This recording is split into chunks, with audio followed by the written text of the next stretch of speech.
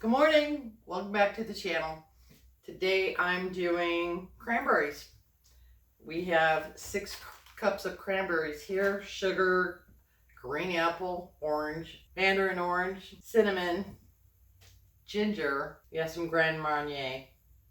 Alright, today I'm going to show you how to make cranberries from these bags. So I'm going to do 3 separate recipes. I'm going to start with all the cranberries together. This will be 6 cups. I'm going to divide each recipe into 2 cups. Each one of these bags is 3 cups. So between the 2 bags, I can make 3 recipes. I'm doing this early because I want to get a jump start on Thanksgiving dinner. It's just my husband and myself, and I want to spend time being with him rather than cooking all day. So this is what we're doing. Once these recipes are done, you can actually freeze them and take them out the day before to let them thaw. First thing I want to do is I want to take and open these up and rinse these cranberries off. I know they're packaged, but I still prefer to wash them.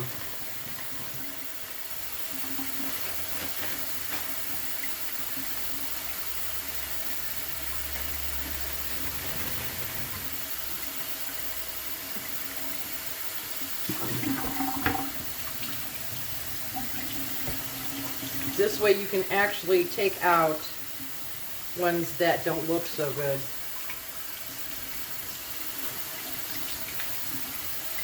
I'm looking for cranberries like this. This is not what we want in our cranberries. So we're going to let that drain for a minute. On the back of the bag, it does show you how to make a recipe for whole cranberries and jellied cranberries. All right, to this recipe, we're going to add our cranberries.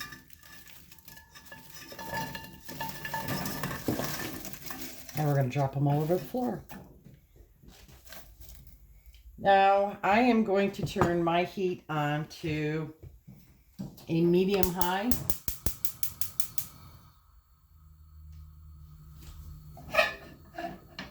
And we're going to add, because there's 6 cups of cranberries in here, I'm adding 2 cups of water. You want 1 cup of water per bag of cranberries. We're going to let this sit for a few minutes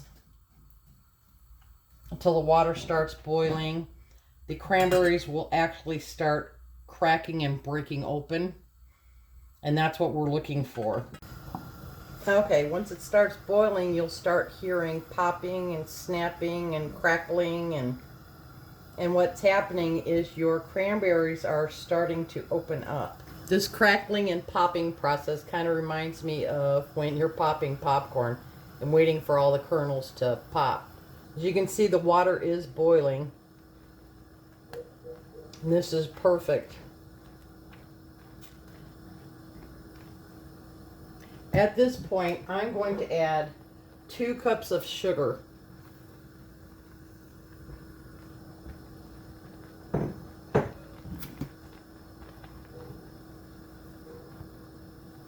And we want the sugar to dissolve.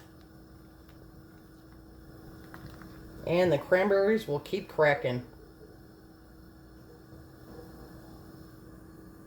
I'm turning the heat down to a medium-low. This is probably going to take a good 10 to 13 minutes to fully cook. Now I'm turning my heat down to low.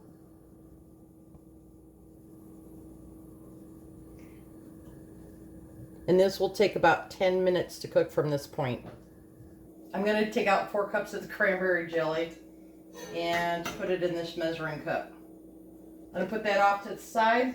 And what we have now is whole cranberry jelly. And I'll show you what that looks like.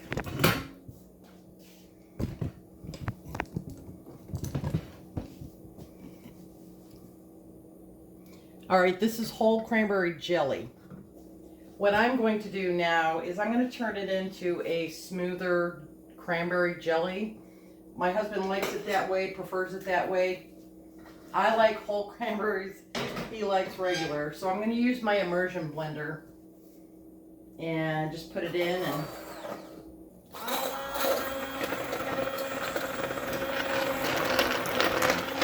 now I've put this in a container so I can freeze it, and what I'm going to do is I'm going to leave the lid off until it's cooled down. So this is one recipe, and now we're going to start on the next one. Okay, to make the next recipe, we're going to do a cranberry relish. So what I'm going to do is I'm going to take 2 cups of the mixture that I've already made.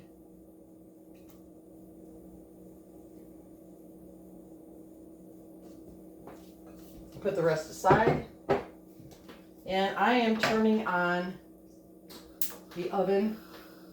I'm sorry, I'm turning on the stove to a low. Now I have 1 green apple. What I'm going to do is I'm only going to use half of it.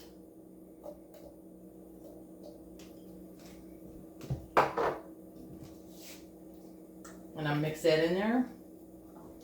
And we're going to wait about 5 to 7 minutes before the apples are tender.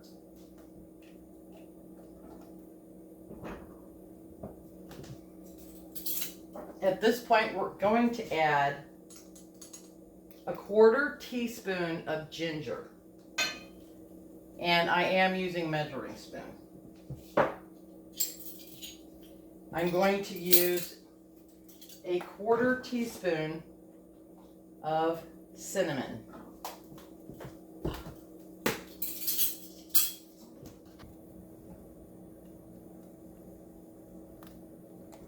We're just going to add that in, and what we're trying to do is we're trying to get the apples tender. We're going to add a little something extra to our relish, and what I plan on using is a little Grand Marnier, and we're just going to put in what I would consider equivalent to a tablespoon of Grand Marnier. It's an orange liqueur. You can use any type you want. It just gives it a little extra flavor. We're going to keep this low and slow, and we're going to cook it for about another 3 to 4 minutes. Okay, our time is up, so I'm going to put it in another container so I can freeze it, but I'm also going to do a little something to it. What I'm going to do is take the orange and use a little bit of the peel for orange zest. I'm going to take this orange zest and put it on the top. Now I've only used a little bit of orange zest with this recipe, so we're going to push it off to the side and start our next recipe. I'm actually going to take the orange, squeeze the juice into the pot for our cranberries. That's the first thing I'll do.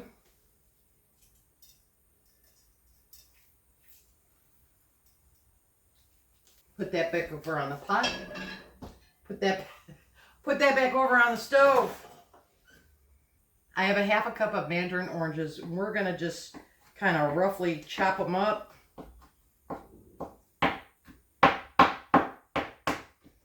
This is going into our pot. All right, the camera died. To recap, I have used the juice of 1 orange. I used a 1/2 cup of mandarin oranges. I've used 1/2 of a green apple, cubed. And now I'm going to add just a little bit of cinnamon. You only want a hint of cinnamon, don't drown it.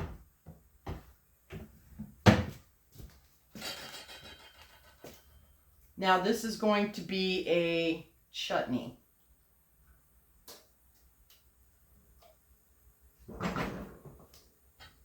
We're going to cook this on a low because we want low and slow. We're going to cook it for about 3 to 5 minutes because all we're looking for is the apples to be tender, and then it's done. Okay, our cranberry chutney is done. So now I'm going to put it in a container to freeze it. I'm topping with some orange peel. So today we made cranberry sauce. From that, we learned that you can add things to make a cranberry jelly, a cranberry chutney. It's all up to you. Forgot to mention, you need to let this sit in the refrigerator for a couple hours so the cranberry sauce will set up. all 3 of these will set up after a few hours. You can freeze it. You can freeze dry it.